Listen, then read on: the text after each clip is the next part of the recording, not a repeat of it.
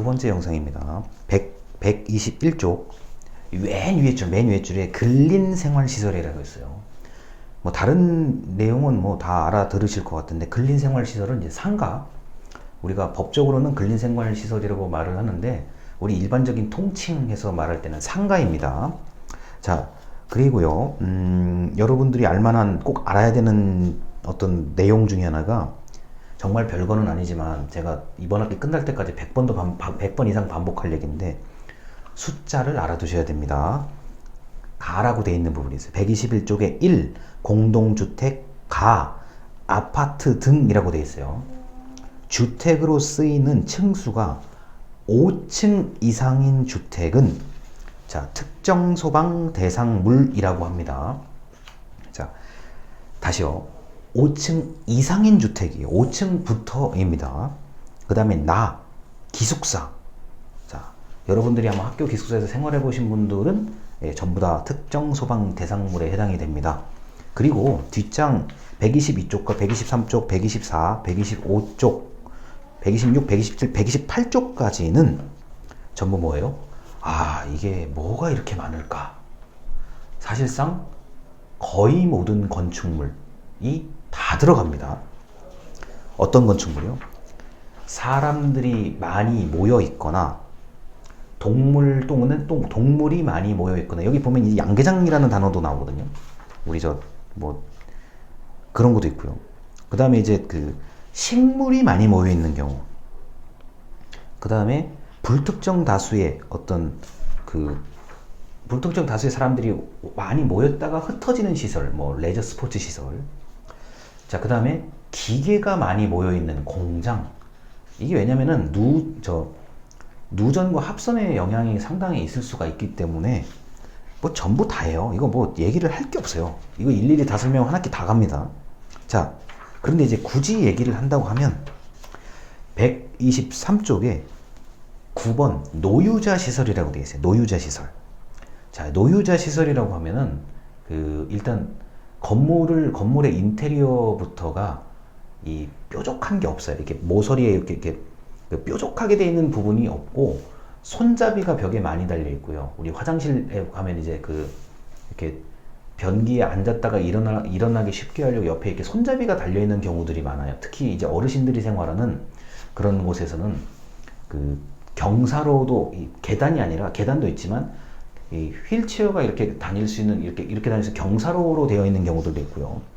노유자 시설은 가장 우리가 쉽게 이제 통칭해서 이제 많은 어르신들이 이제 노유자 시설이라는 얘기를 들으면 실버타운 노인복지주택, 정확한 표현은 노인복지주택이라고 하는데, 그냥 보통 우리가 흔히 얘기하는 실버타운이 이제 노유자 시설의 대표라고 보시면 되겠습니다. 자, 그 다음에 넘어갈게요. 나머지는 여러분들이 보면 대강 알 수가 있는 건데, 이제 127쪽이요. 127쪽에 28번 지하구. 지하의 입구, 동굴 같은 거라고 생각하시면 돼요. 이게 무슨 말이냐면은, 여러분이나 제가 서서 걸어 다닐 수 있을 정도의 이런 터널 같은 거예요.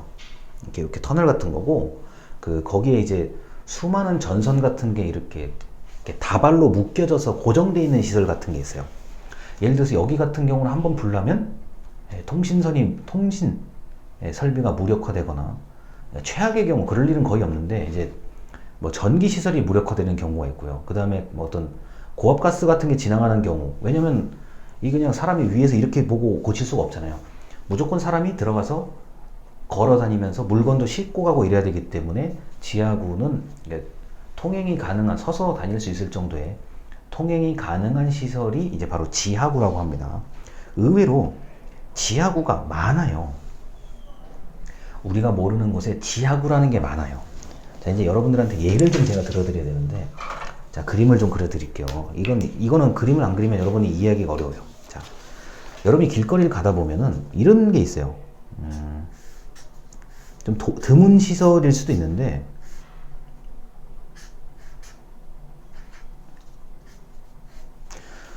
요렇게요. 요런 집 모양이거든요.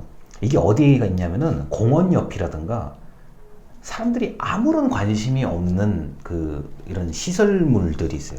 특히 여기 뭐라고 써 있냐면은 특별히 어떤 표지판 같은 것도 이게 뭡니다라고 알려주지도 않고 이렇게 사람이 들어가는 문이 하나가 있고, 이게 높이가 이제 아마 제 키 정도? 그러니까 제가 키가 작은 편이니까 제 키보다 조금 더 작게 이렇게 문이 하나가 있고, 약간 들어갈 때 고개를 좀 숙이고 들어가야 되는 경우도 있어요.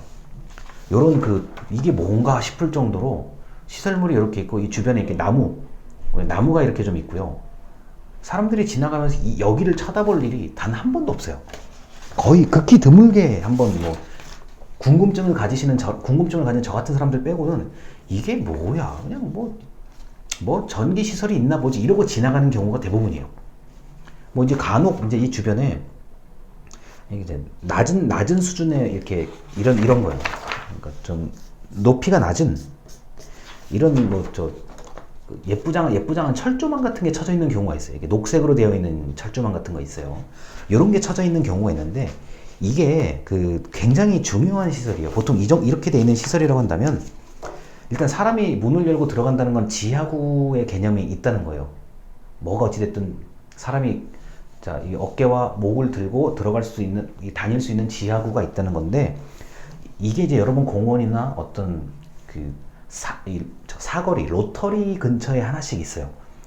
이게 그런데 여기가 굉장히 중요한 시설이에요. 혹시 여러분들이 이제 예비군 훈련 같은 거 또는 민방위 훈련을 나중에 받게 되면은 우리 동네에 어떤 게 중요하다 이런 걸 이제 아마 예비군 동대장님이 얘기를 해주실 거예요. 브리핑을 하실 건데, 저희 동네 같은 경우는 여기 딱 하나가 있어요. 요게 하나가 이제 우리나라의 제가 살고 있는 서울 서부 지역의 모든 통신망이 하나 흐르는 곳이 하나가 있고요.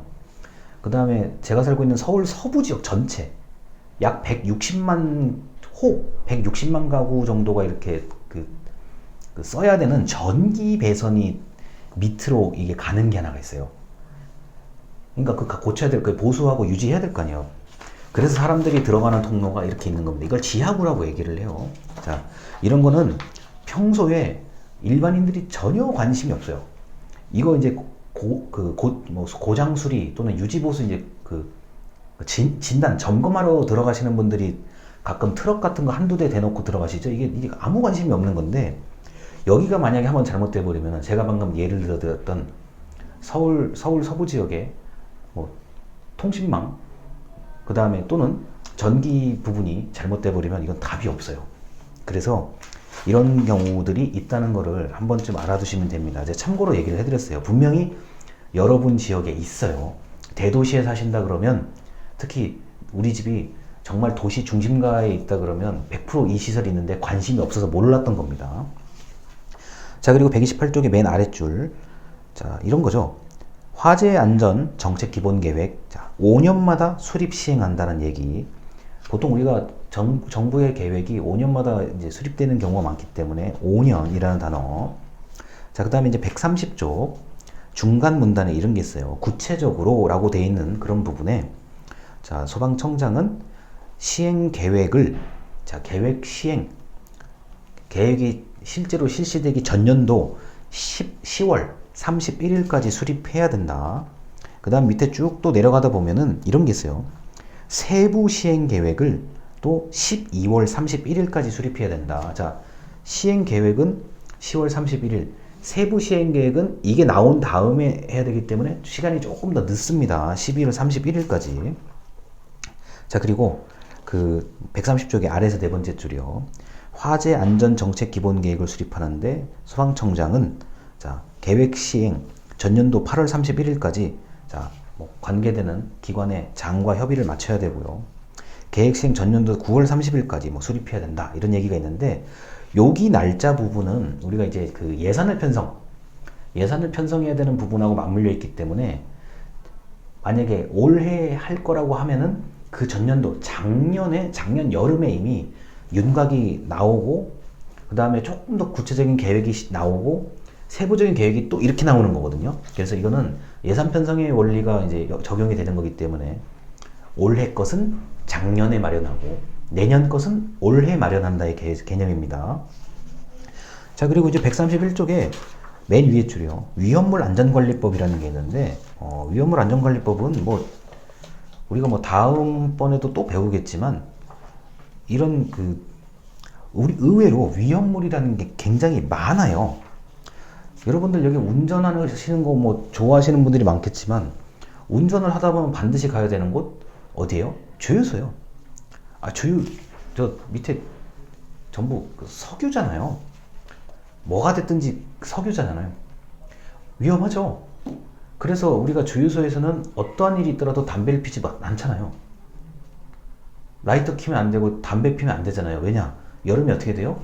여름에 주유소 근처 가보면은 기름 냄새 납니다.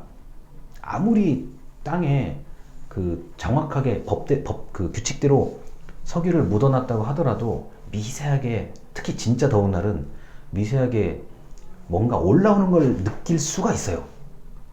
그게 아무리 규정대로 설치를 했다고 하더라도, 묻어놨다고 하더라도 미세하게 뭔가가 느껴져요. 좀 예민하신 분들은 그거 금방 합니다. 거기다가 라이터를 켜고 담배를 피운다. 그건 자살행위나 마찬가지예요. 그건 절대 안 되는 거고요. 뭐 우리가 흔히 시동 끄고 기름 넣잖아요. 다 이유가 있는 거예요. 시동을 켜고 이게 시동을 껐을 때, 켤 때 이게 자동차에서는 당연히 전기 작동이 된단 말이에요. 그런 것도 조심을 해야 되는데, 하물며 주유소에서 뭐 라이터에 불을 붙이고 담배를 피는, 그거는 굉장히 위험한 일입니다. 그 위험물 관리, 제가 지금 일부러 경각심을 드리려고 이렇게 얘기를 드리는 거고, 위험물이 이 법에서 얘기하는 위험물뿐만 아니라 위험하다고 느끼면 위험한 게 굉장히 많아요. 우리 일상에요. 자, 가스레인지도 위험하죠. 아니, 물 끓는 거 만약에 이게 쏟아져가지고 뭐 사람의 화상이 100% 화상이거든요. 그것도 위험하죠. 그 다음에 빙판길에 미끄러지는 것도 위험물이 우리가 일상에 생각하는 게 굉장히 많아요. 그리고 이 영상을 지금 젊은 분들이 보시고 있으니까 제가 이 정도 얘기하는데, 아프시거나 연세가 드신 분들이라면 경사로 있죠? 약간의 경사, 오르막이나 내리막이요. 그것도 위험한 거예요. 이렇게 얘기할 수 있어요. 그게 교수님 뭐가 위험합니까?